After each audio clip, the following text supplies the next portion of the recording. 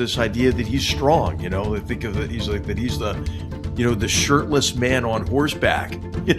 When in fact he's actually in a very weak position economically. The 3-week lightning campaign that he launched in February of 2022 is now a 4-year war, and he's incurred over 1 million casualties. Hello and welcome to Independence Avenue Media. I'm Iyame Ormishuli, and my guest today is General H.R. McMaster. General McMaster served as President Trump's national security advisor during his first term in office. And with that, General McMaster, thank you so much for joining us today. Oh, it's a pleasure to be with you and your audience. Thanks for having me. Thank you very much. Let's start from the U.S. national security strategy that came out last week. What's your, in very broad strokes, what's your overall assessment of it? Well, I think there are some missed opportunities there to clarify the nature of the competition with really, I think, two revanchist powers on the Eurasian landmass of China and Russia, and how they've brought into the fold really other members of what I would call an axis of aggressors. I think the document would have been, I think, better if it would have stressed the danger associated with the agenda of these revanchist powers, which is really to tear down the existing rules of international discourse and replace them with a new set of rules that are favorable to their authoritarian forms of government. And in China's case in particular, its statist mercantilist economic model, although that competition, the economic competition with China, was present in the document. What do you make of the tone towards Europe? Europeans are very nervous about that, even though Kaja Kallas came out earlier and said that U.S. remains Europe's biggest and most strategic partner still.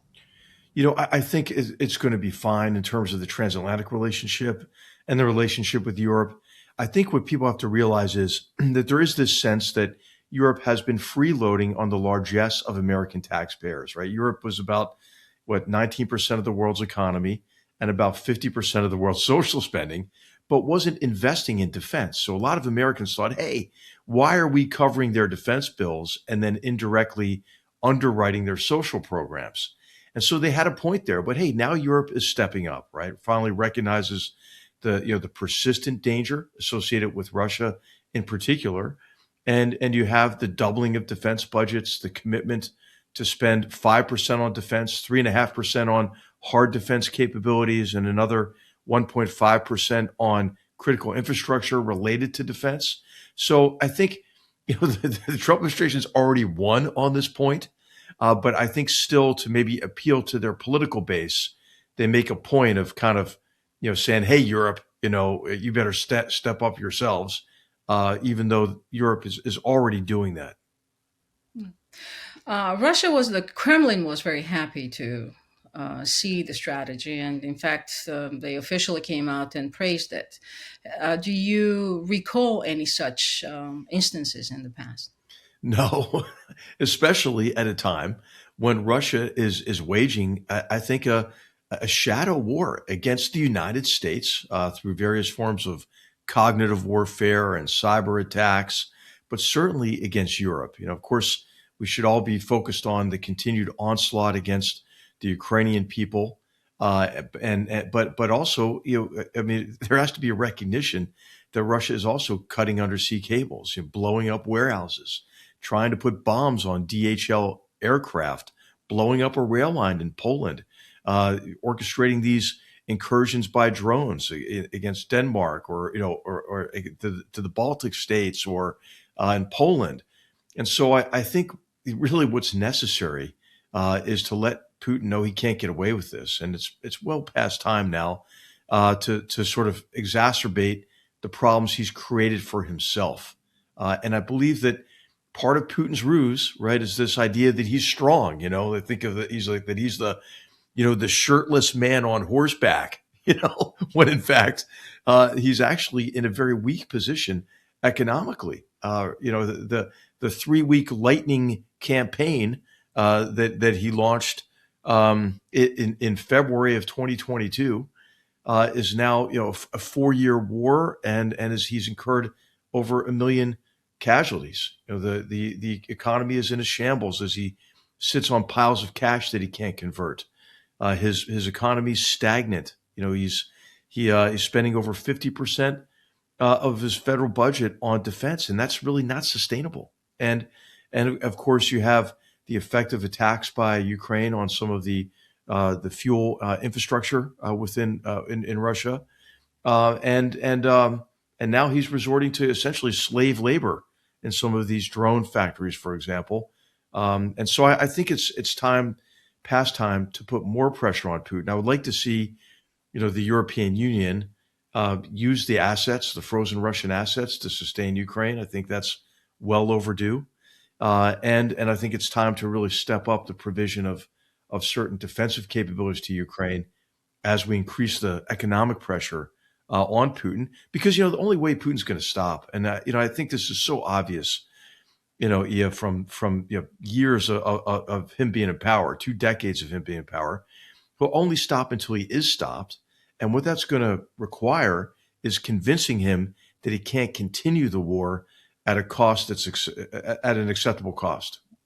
How important is this document for the administration to, make policy, execute policy Mhm. throughout the administration? Is this a serious document? That's basically the question.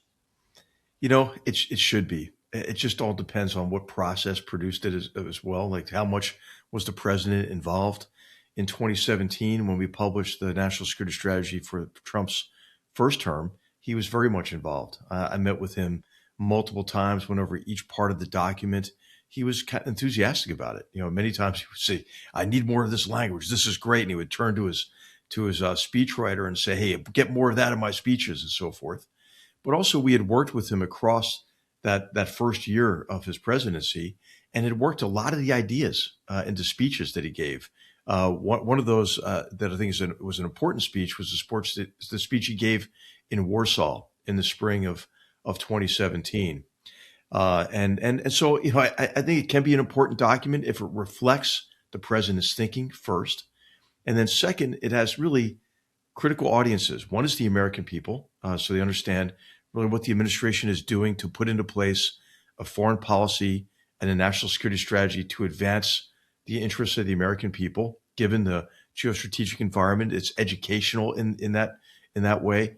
But the most important audience, as your audience will know for sure, is overseas, right? Because Americans, they kind of pay a little bit of attention to the document like this, but abroad, it's read very closely. And I think it can send either a positive signal that advances your interests, or it can sow doubts about American resolve and reliability. And sadly, I think it's a mixture of both, right? It's not an isolationist document. I mean, there are certain aspects of it that I think are important and promising, especially in connection with making supply chains more resilient, invigorating our industrial base, to ensure that China doesn't have coercive power over our economies. But there are other aspects that are disappointing, and I think, of course, not calling out Russia for its brazen aggression, not having a focus on restoring deterrence against Russia and countering the various forms of Russian aggression, along with recognizing more clearly the security threat that China poses. I mean, there is some good language in there about access to the first island chain, for example, in the Pacific, but I think it could have been a stronger document in terms of what it communicates internationally.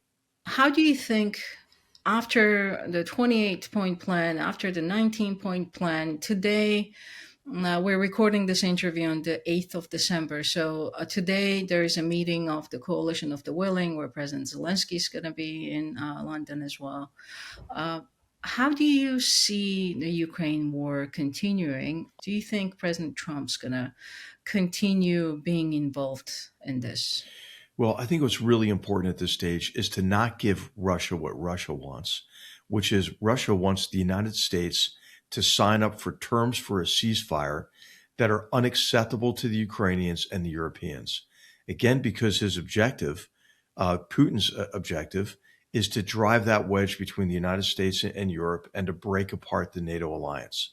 And he thinks this is a great way to do that. So I think what's really important is is to highlight to President Trump, and the people around him how this is an unacceptable agreement given the nature of Russia's aggression and the reality that Putin won't stop until he really is stopped. The idea of giving de jure, sort of recognition of territory to Russia, that they control that territory, I think has got to be a red line, as well as evacuating some of the critical defensive positions that Russia's been unable to take through force. So I think that those red lines are important red lines for the Ukrainians and the Europeans. I believe that President Trump can be convinced that this is, that these terms have to change. And I think the approach that President Zelensky has taken is the right one, which is to say, oh, yeah, I want a ceasefire too, and this is a good starting point. But then to come back with a proposal, because Russia really doesn't want peace, right? Russia wants the ability to continue the war by other means, and to ultimately either subsume all of Ukraine or to leave Ukraine with kind of a rump state that is servile to Russia. Of course, the Ukrainians will never stop fighting. If that's how the war would end, the war wouldn't end. And I think what's really important at this stage is to help bolster Ukrainian will, with sustained commitments. Europe is doing this. I think we'll see that as an outcome from today, because I am concerned about war being a contest of wills. Putin's ruse, his ruse is to appear strong and to make it look like his victory in Ukraine is inevitable. Ukrainians know that's far from the case. And so I think it's time to help strengthen Ukrainian will, especially in the wake of the corruption scandal and these other various blows that have been delivered, I think, to the psyche of the Ukrainian people in the midst of a continued massive onslaught against civilians, civilian targets, and power and infrastructure in Ukraine. Do you think Ukraine can continue this war without America's involvement? Yes, they can, and Europe can fill a lot of the gaps. I don't think that's going to happen though, because it's very clear that the vast majority of Americans, and we're a democracy, right? We have a say in the decisions of our government. The vast majority of Americans support Ukraine and want to continue support to Ukraine.